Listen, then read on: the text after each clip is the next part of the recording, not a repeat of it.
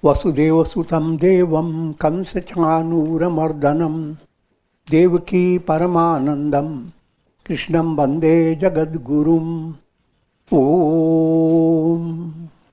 Adorations to Lord Krishna, the preceptor of the universe, destroyer of the forces of darkness, and bestower of immortality. Srimad Bhagavad Gita, in chapter 6, Atma Sanjama Yoga, and I'll reiterate the verse number 46, which is highlighting the need of integral yoga. Be a yogi. And a person can do a few pranayams, oh, I have become a yogi. Or a person may become deeply involved in some virtuous deed, helping others, but only deed. Indeed.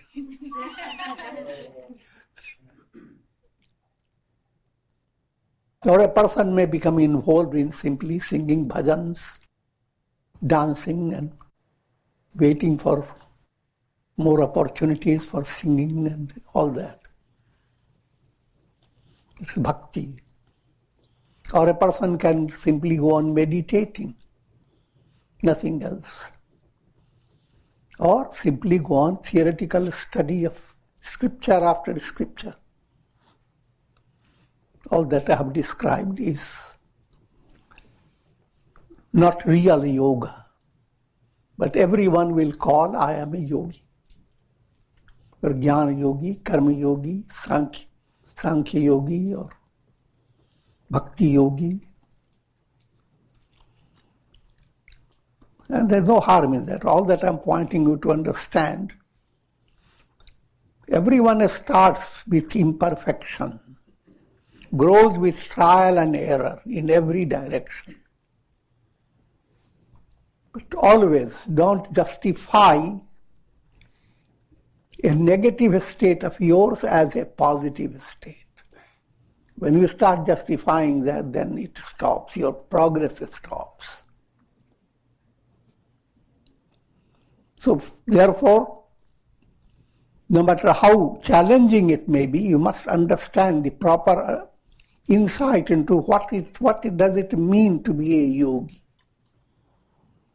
And simple way of saying, all the four strings of your personality, when they become in tune, action, emotion, will and reason, when they are properly harmonized and integrated in your personality, and if you have taken that type of path of integrating,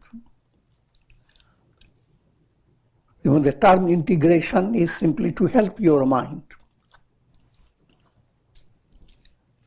That's called, then you are on the path of yoga. And you are a yogi. Otherwise, scriptures and rishis are very generous. You have been first introduced into yoga and you have just learned some Sukhapurvak pranayam. And you can very well keep your face light up. I have become a yogi. No harm in that, absolutely wonderful. But always understand, what it starts in the kid stage, you have to grow up. Don't stay cute kid.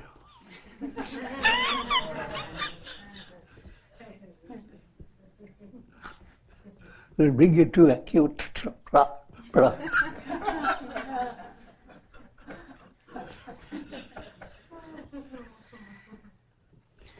Tapasvibhyodhiko yogi jnanibhyopi matodhika karmivyashchadhiko yogi tasmad yogi bhavarjuna.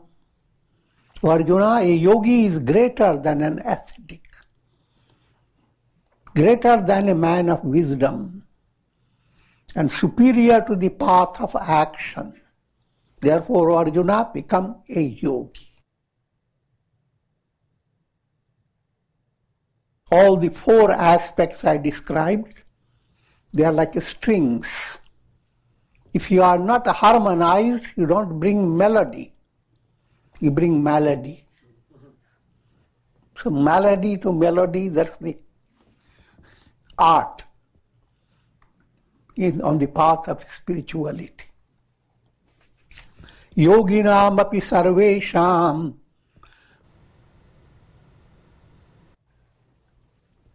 adgatena antaratmana shraddhavan bhajate yo mam same yukta tamo mataha. 47th verse. And even among yogis, those who worship me, endowed with faith, with their inner self merged in me, are the highest of all. This is my view. And this is the climax of integral practice, yoga. When yoga has been perfected, the perfection is highlighted by devotion to God. Your whole personality must ooze with love. But your personality oozes with rocky stiffness because you are Brahman.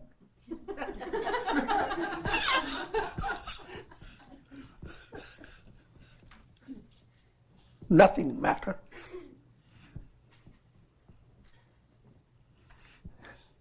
That's not real yoga. That's narrow-minded perversion.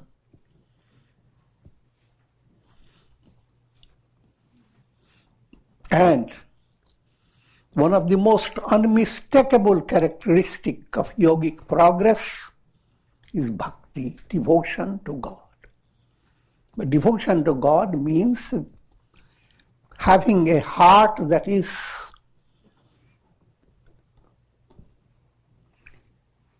abounds with immense love. Because God's love, the heart becomes like the full moon. And just like the full moon showers its nectarine rays over all, in the same way, the heart of a sage does not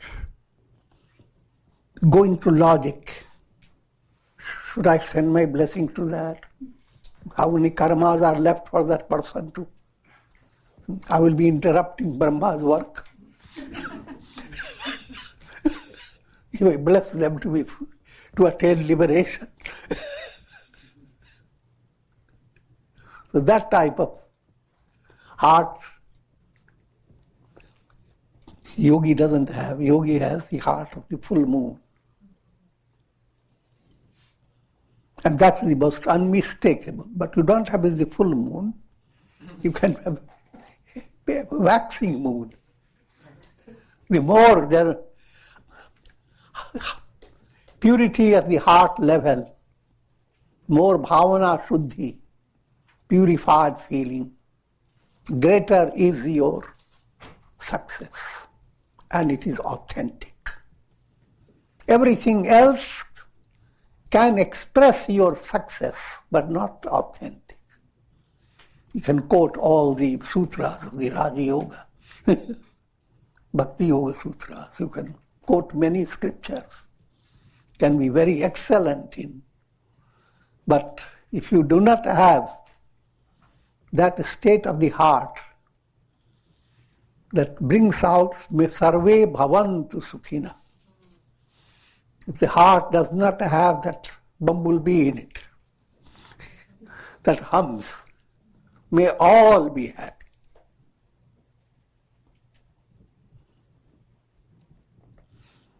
If you have that, that's your goal, your real yogi.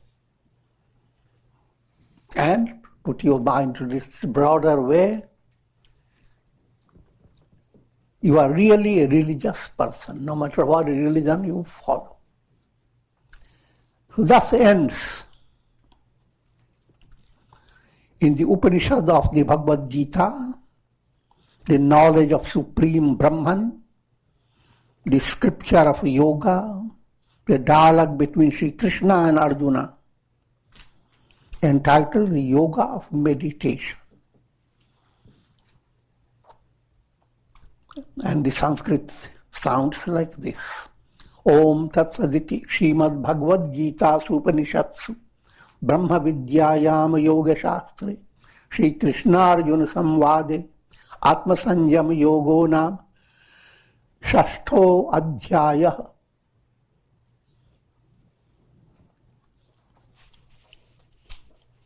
And now we are entering into chapter 7.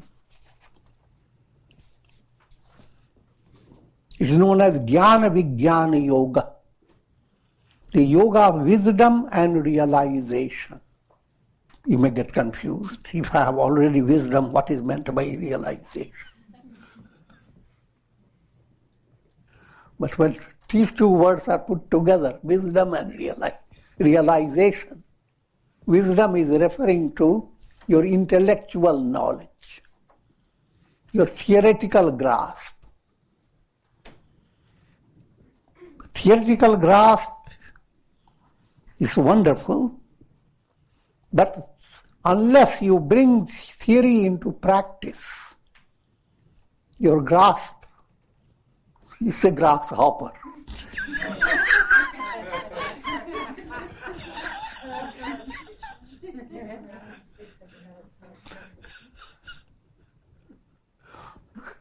You can't achieve much. An ounce of practice excels tons of theory. So that's the difference between jnana and vijnana. Jnana is theoretical, vijnana is direct realization, brought theory into practice. Shri Bhagavan Uvacha Maya Saktamana Partha Yogam Yunjan Madashraya Asanshayam Samagram Mam Yatha Gyasyasi Tat Shrinu. Bhagavan Krishna said, with your mind absorbed in me, with me as your refuge, and following the path of yoga, O Partha, hear now from me how you shall know me fully without any doubts. This statement is very profound. So many points have been brought together. Maya Sakta Mana, the Sanskrit word. Your mind should be fully attached to God. God alone is real. If the mind has come to that type of understanding, that type of enlightenment, that's your goal. Now at this stage, I must give you a reiteration of the very foundation of Godward movement, the foundation of the movement that leads you to self-realization. And what is that? It points to sadhana chatushtaya. 4 important points must develop in your personality to become a real yogi. What are they? It begins with vivek. Vivek is allow your mind to develop a maturity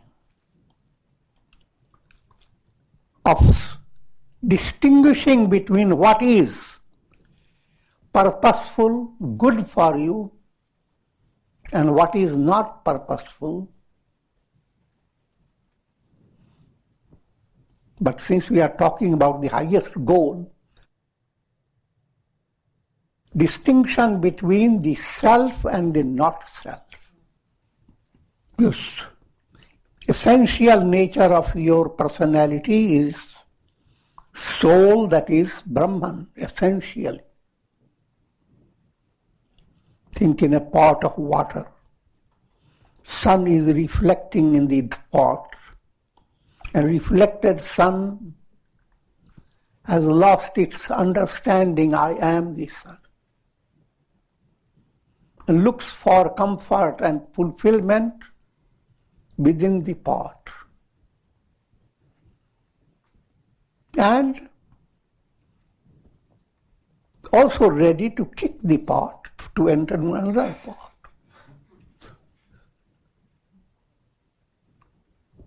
This type of movement must not be viewed as your purposeful movement. Separate your understanding. Your understanding is you belong to the sun. Turn to your source. See the separation between being the sun or tumbling from pot to pot.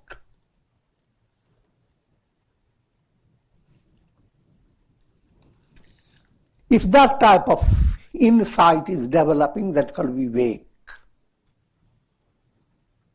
The discrimination between self and not self.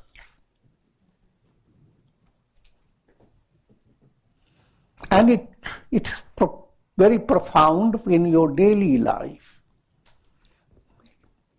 It doesn't simply mean that you have studied Vivek, followed 5-6 pages of Vedanta. But in your daily life, you have always a choice between Shreya and Preya. Shreya, that which is guided by Vivek, and will lead Vivek Buddhi, that discriminative movement becomes much more profound if you follow the path of Shreya. In every stage of your personality, there are always choices. Even early in the morning, you have a choice. You stay, bell has rung, but cover your ears by blanket.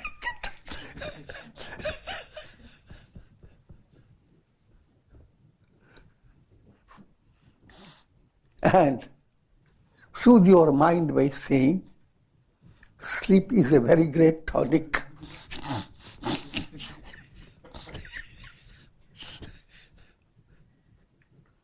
Or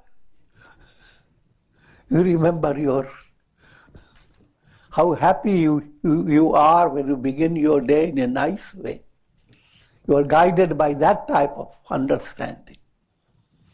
Then you are choosing Shreya over Preya. Or you are choosing Preya over Shreya. So that point has to be understood.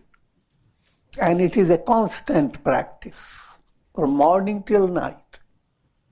You are always in different degrees, just tiny little whisper, tiny little step. But your mind is always choosing.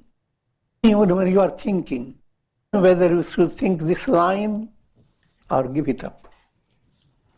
So that's called vivek. Second is vairagya. Automatically, in order to practice vivek, you must not get yourself attached. If your hand is full of glue, in these days you know better. Wash the hand. If you continue to handle things with contaminated hands, you are creating trouble for yourself and for others. But constant focus on washing the hands. I'm leading you to understand in a humorous way, but in a profound way. That process goes on. Hand is just symbolic. Your whole personality, how you view others.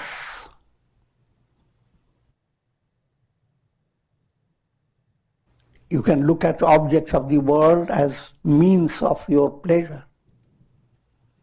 You can look at objects of the world as God's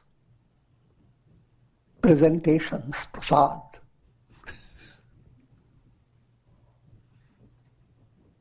Detach from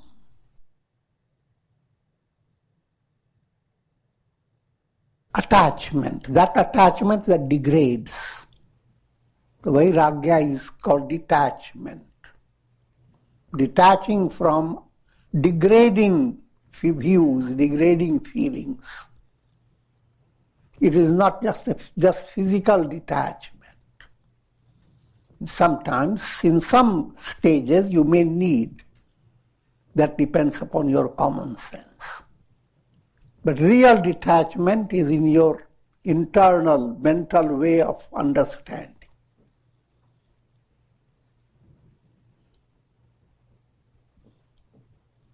And to understand that, I can turn your attention to those 4 points. Maitri, allow your mind to have more friendly feeling. Same object, same situation, same setting. Choose that which brings a friendly atmosphere in your mind. Same forest, same trees. But instead of looking at a roach or a worm, look at the squirrel.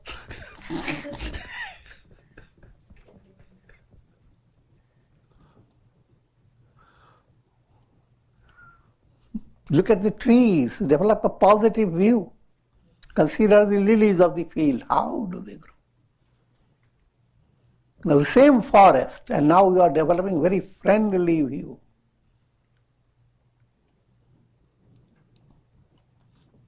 That's called Maitri. Mudita, same forest. Now you suddenly hear a click, and look, a bud has opened itself by a click.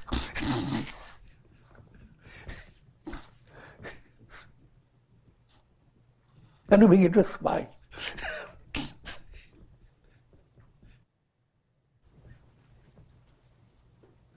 And the bud is as if also smiling at you. Look at the world that is smiling with each other. I'm giving you a totally different interpretation.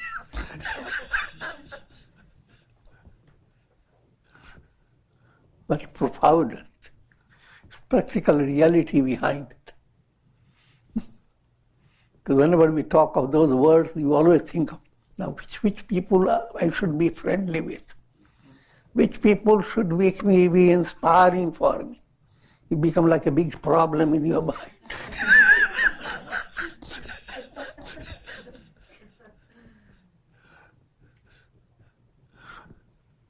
Spirituality is very subtle. You can always be practiced in every situation. And the third one, karuna, compassion. You see a bird struggling from one branch to another. If you could help, that's a different matter. You can always do act of compassion.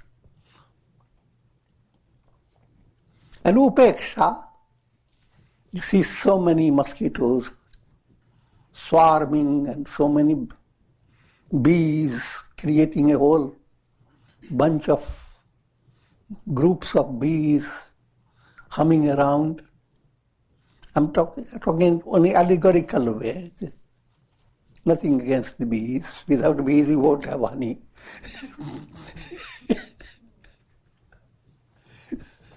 But don't get beaten up by them. Upeksha.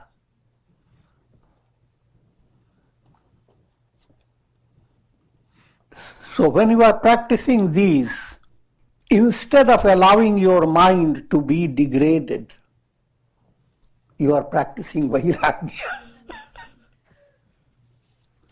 Vairagya, and each virtue is not separate. Vivek and vairagya go together.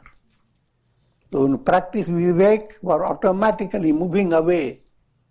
Without detaching, you cannot attach to God.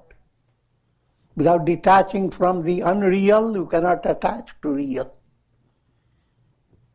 Attached term, again, is a mystical, figurative term. You don't have to be attached to real. Reality is always there. Therefore, when you begin to attach to real, it is kind of a soaring movement. But when you are attached to unreal things, and there your detachment is simply from unreal to another unreal. Vivek, Vairagya. Third quality, the four points in sadhana. Vivek, the discriminative understanding, who am I? I am the self.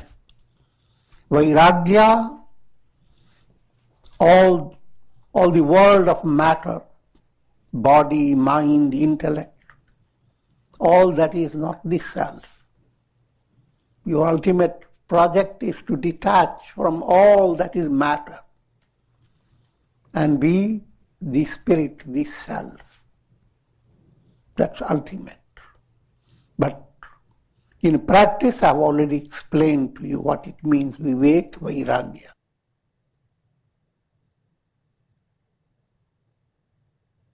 Six qualities, sak sampat, literally mean 6 type of wealth.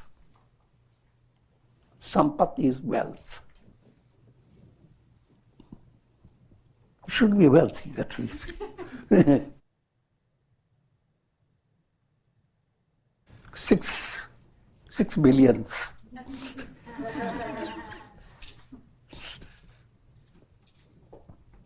And what are those 6? First is Shama. Live your life in such a way that you give your mind an opportunity to enjoy serenity. If you have given your mind lots of opportunities for a lot of excitements and fun and lots of gossips and making pickles,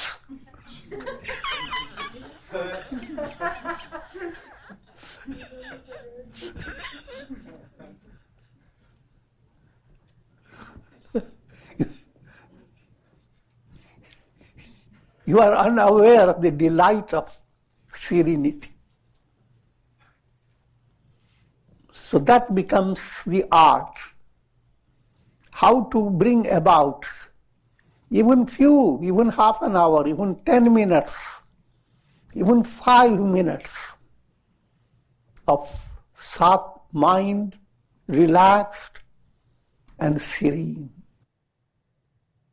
In the beginning, I'm talking about just a small time. But the impression the serenity brings to your mind is so advanced, so powerful, that if today you have enjoyed serenity only for 5 minutes, mind is hankering to enjoy the serenity without your knowing it. Next day, and it will be 50 minutes.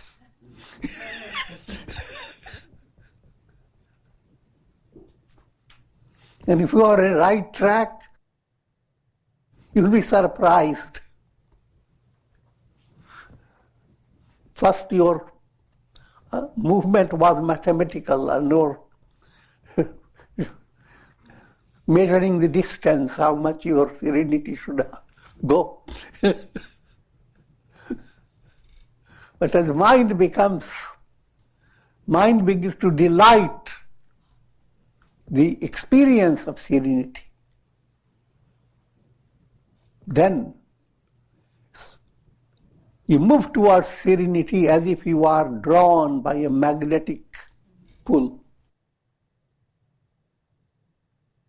And serenity is the gateway to liberation. And it is defined in Ramayana, prasannatam yana gata abhishekata tathana mamle banavasa dukkhata.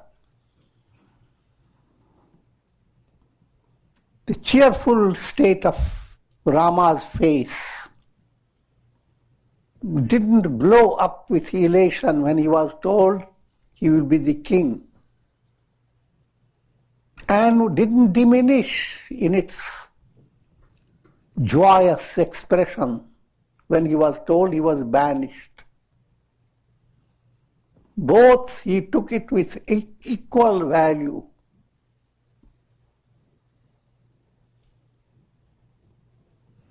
That's what in simple language say, Jahi vidhi rakhe Ram. Whichever way, if you have surrendered to God, whichever way He keeps you. This doesn't mean that you don't do any self-effort. In your self-effort, you have to use all your talent, all your common sense as well as ultra sense. But doing everything that you can do, not with despair in your mind, but with a perfect understanding, a perfect faith, devotion, that you are being led to what is best for you. So, in spite of doing all things that you need to do from practical point of view, and there again you need to be guided what should be, how you should take your practical problem. And you understand these points. If you have any type of physical sickness, then you have to find a physician. This is a practical measure. You shouldn't say, now I've surrendered to God, you doctor get out.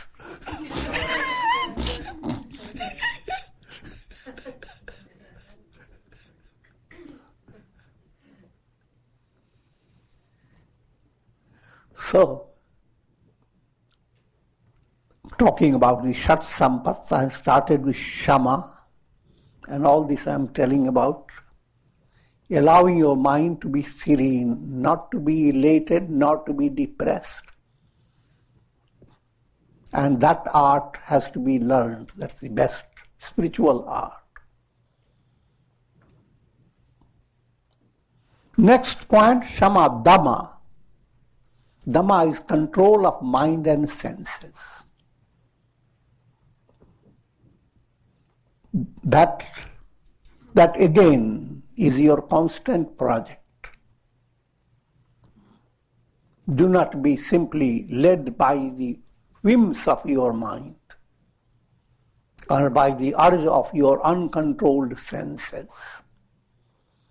You are like a chariot, and chariot should not be driven by the guidance of the horses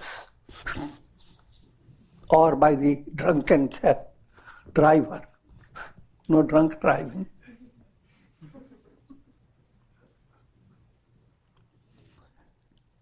Next point called Uparati.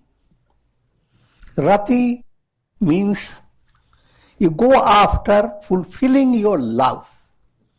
But love in the beginning is mostly delusional love called moha. So in this project of love, you go through layers of delusion.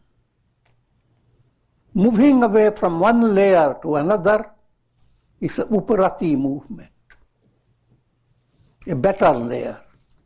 moving from better layer to lesser one is wrong, negative. So, Uparati, develop that process that is allowing you to emerge free of the limitation caused by moha, layers of moha, and go up and up, Uparati. Next point is called Titiksha. Titiksha means endurance. It implies patience. Patience, endurance, these are very powerful, virtuous qualities. You can as well interpret these in a tamasic way. So you have to always understand it requires your good insight. Doing the right thing that you have to do, adopting the right course of action,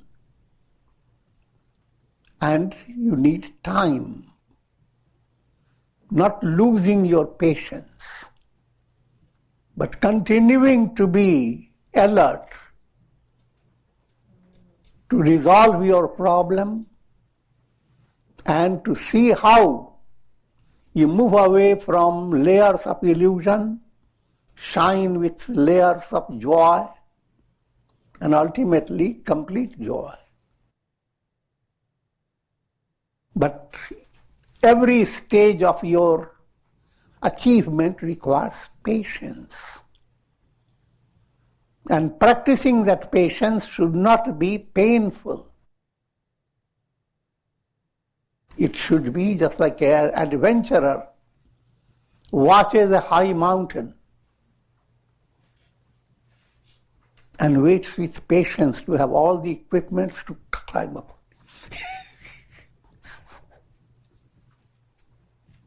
Same waiting, but now it is waiting with something that is bringing out greater strength within your heart. Waiting that is making you strong. That's called real tapasya, austerity.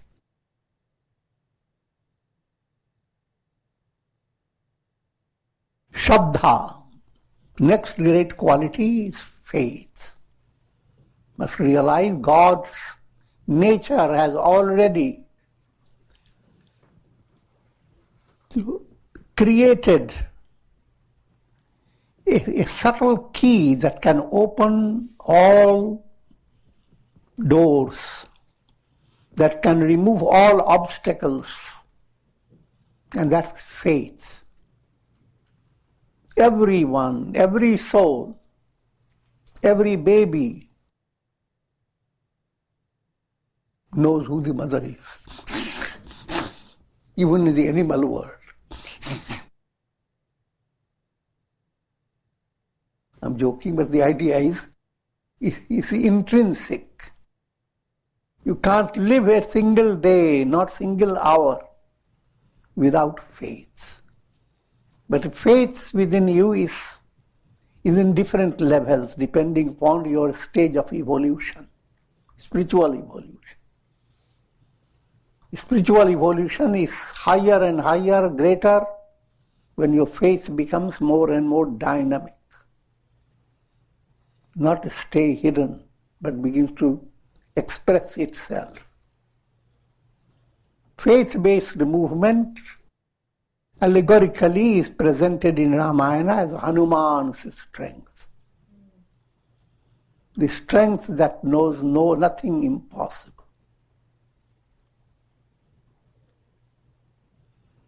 It promotes Vishwas. Faith is called Shraddha. Dha term is buddhi, intellect. Shat is another synonym for truth. When your intellect gets fully impressed by truth and operates for realizing the truth, Shat Dha, Shraddha.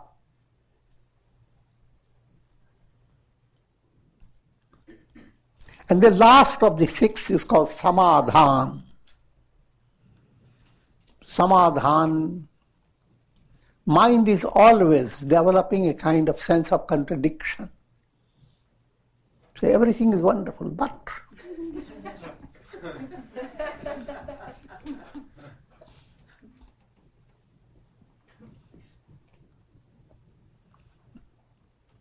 and things are not good today, well, I will wait until tomorrow, day after. Well, I can bear with the idea life has gone in vain, but we'll make up.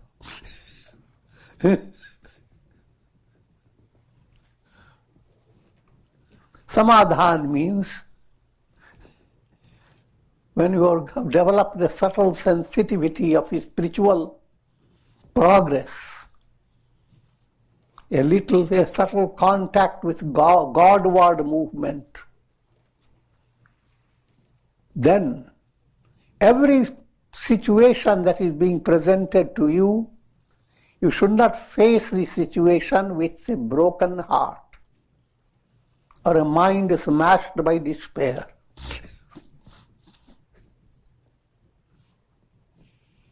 But always a subtle understanding that you are like a baby and you must do everything possible to face the challenge. And with a subtle, tricky sense that thereby you are delighting the mummy around.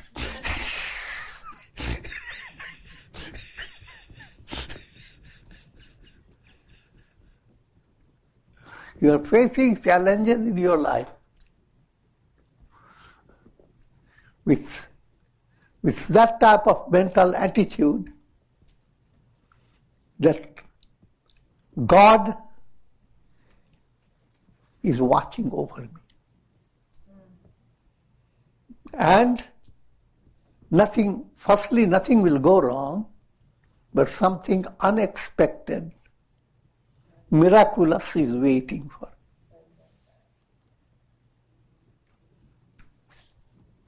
In a literary language, it is said, when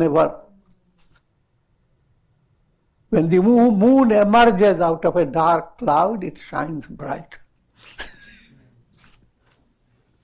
So you are like the moon, challenger of dark clouds, and you know we are going to shine bright. And you know, your mummy has created the challenge so that you can shine bright.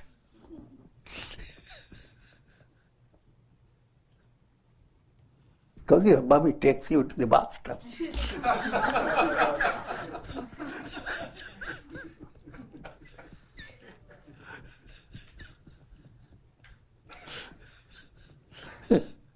I don't have to describe that. And with this I will conclude. Om Trayambakam Yajamahe Sugandhim Pushtivardhana Urvarukmuva Bandhanan Mrityor Mukshiyamamritat Om Sarve Bhavantu Sukhina Sarve Santu Niramaya Sarve Bhadrani Pashyantu Ma Kashchid Dukha Bhag Bhavet Om Shanti Shanti Shanti.